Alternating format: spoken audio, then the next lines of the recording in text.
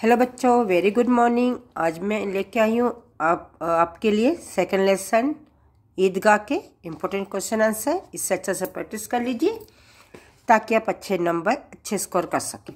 आइए शुरुआत करते हैं। फर्स्ट क्वेश्चन है, हामिद के स्थान पर आप होते तो दादी से कैसा व्यवहार करते। हामिद के स्थान पर मैं होता तो दादी से निम्न व्यवहार करता। जैसे फर्स्ट पॉइंट, प्रेम पूर्वक व आदरपूर्वक व्यवहार, हर बात मानता, मेले में जाते समय कहता मत डरना अम्मा सबसे पहले आऊँगा। मेले में अपने लिए चीज़ें न खरीदकर चिमटा खरीदता ताकि उंगलियां न जलें। सेकंड क्वेश्चन, अपने मित्र द्वारा तरह तरह के खिलौने और मिठाइयाँ खरीदे जाने पर भी हामिद ने चिमटा ही क्यों खरीदा।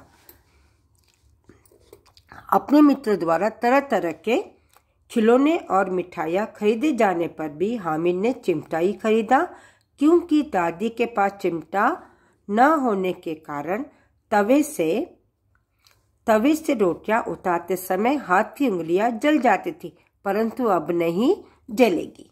ये इसका आंसर है। अब हम करेंगे थर्ड और फोर्थ।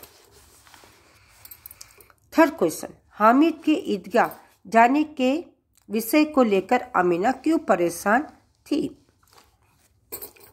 हामिद के ईदगाह जाने के विषय को लेकर अमीना निम्न कारण से परेशान थी। जैसे पहला, वह दुबला पतला 4-5 साल का लड़का था। उसके सिर पर पुरानी फटी टोपी थी। मेला 3 कोस दूर था। पाँव में पहनने के लिए जूते भी नहीं थे।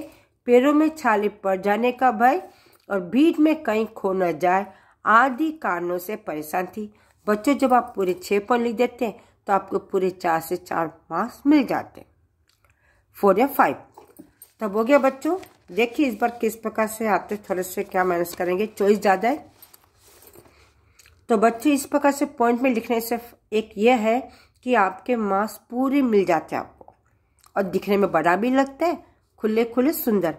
तो यही रीज़न है कि जितना हो सके क्या अधिक से अधिक हम कोशिश करेंगे कि पॉइंट्स में लिखें। त्योहार के दिन बच्चे अधिक खुश होते हैं क्यों।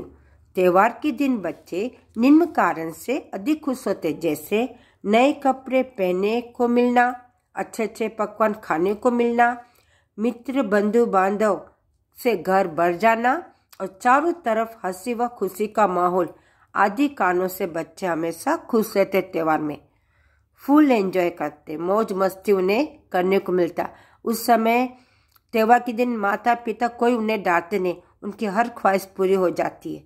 ये भी आप लिख सकते हो पॉइंट। अब एक क्वेश्चन है 5th वन, इसके बाद नेक्स्ट पार्ट में होगा। अब देखिए 5th क्वेश्चन, प्रेमचंद के जीवन के बारे में आप क्या जानते हैं। तो बच्चों, हमें 2 लेखक कवि परिचय और 2 कवित्री लेखिका में लर्न जरूर करना है। तो उसमें से एक है प्रेमचंद। सुमंदर पंत को हम परफेक्ट करना है और आपको बताऊंगी को 2 कौन से लर्न करने। आइए, प्रेमचंद का जन्म, प्रेमचंद के जीवन के बारे में आप क्या जानते हो या प्रेमचंद का परिचय लिखिए। दोनों एक ही क्वेश्चन है, कंफ्यूज मत होइए बच्चों। प्रेमचंद का जन्म 31 जुलाई 1880 को कासिम में एक गरीब घराने में हुआ या गरीब परिवार में हुआ। कई कष्टों को झेलते हुए विद्याध्ययन पूरा किया। लगभग यानी आगे पीछे कम ज्यादा लगभग 1 दर्जन यानी 12 उपन्यास लिखे व 300 कहानियों की रचना की। पुरानी बुक में 250 था, अब नई बुक में क्या 300 है, इसलिए यहाँ पर तो मैं लगभग लिख दी। लगभग लिखने से आपका आंसर सही जाता है बच्चों। इन्हें उपन्यास सम्राट भी कहा जाता, उपन्यास का सम्राट। इनकी कहानियां मानसरोवर शीर्षक यानी टाइटल से 8 खंडों में संकलित है और मुख्य रूप से हम यहाँ पे कहेंगे गोदान, गबन, सेवा सदन आदि उपन्यास, और वह आदि यानी और अनेक है, आदि एक्सेट्रा। तो आप हमेशा मिनिमम 2 लिखिए। मैंने यहाँ पे 3 दी, आप 2 लिखोगे तो भी चलेगा बच्चों। गोदान गबन लिखने से भी आपका काम चल जाएगा। तो गोदान गबन आदि उपन्यास व बड़े घर की बेटी कफन आदि इनकी कहानियां प्रसिद्ध है। इतना लिखे तो भी चलेगा। इनका निधन सन 1936 में हुआ। बच्चों जब भी हम कभी लेखक कवि परिचय लिखते तो आपका जन्म, मरण, रचनाएं और उनकी जो विद्यार्थी ये लिखना बहुत जरूरी है। और इसी समय एक बार हम जोड़ देते जन्मदिन, डेट ऑफ बर्थ, तो यहाँ पे इनका जन्म 31 जुलाई 1880, इसके लिए 1 मार्क्स है।